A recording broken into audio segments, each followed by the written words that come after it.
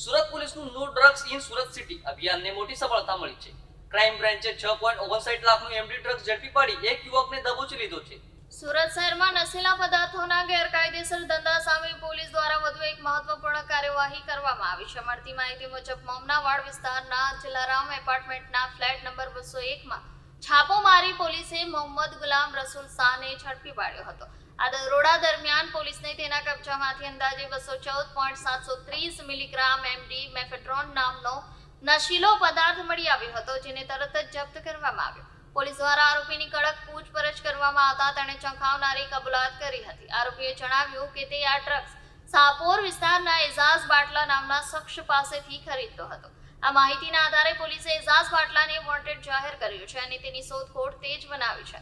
તપાસ દરમિયાન એક રસપ્રદ અને ચિંતાજનક વાત પણ સામે આવી છે કે આરોપી માત્ર ધોરણ 10 સુધી ભણેલો છે અને અગાઉ એસી ફ્રીજ રિપેરિંગનું કામ કરતો હતો, પરંતુ આ વ્યવસાયમાં પૂરતી આવક ન થતા તેણે આ સમગ્ર મામલે વધુ ઊંડાણપૂર્વકની તપાસ સુરત ક્રાઇમ બ્રાન્ચ દ્વારા હાથ ધરવામાં આવી છે।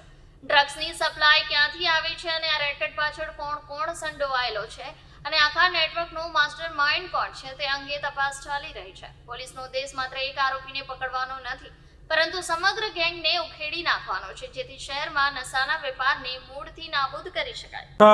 ગુજરાત સરકારની નો ડ્રગ્સ નીતિના હેઠળ ગત તારીખ 2/4/26ના રોજ પીએસઆઈ પુવાર સાહેબને એવી બાતમી મળેલી કે ગોપીપુરા મમનાવાડમાં એક આરોપી મોહમ્મદ જુબેર ઉર્ફે ગુલામ રસૂલનાઓ એમડી ડ્રગ્સનું વેચાણ કરે છે।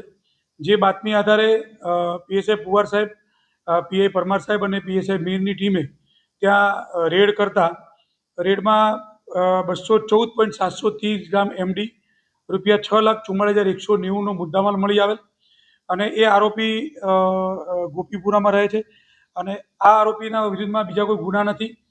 આ આરોપીમાં એને પકડ્યા પછી એની પૂછપરછ કરતા મુદ્દામાલ ક્યાંથી લાવેલ હતો એ મુદ્દામાલ એજાજ ઉર્ફે બાટલા મુસ્તાક ડાયર શાહપુરનાઓને વોન્ટેડ જાહેર કરેલ છે, જેના પાસેથી એ આ એમડી ડ્રગ ખરીદતો હતો।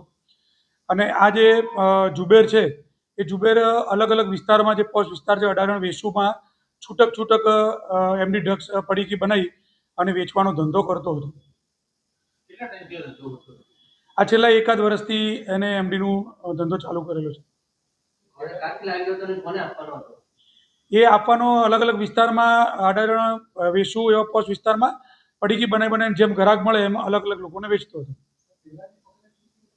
ના, આના વિરુદ્ધમાં અગાઉ કોઈ ગુના નથી, આ પ્રથમ ગુનો છે।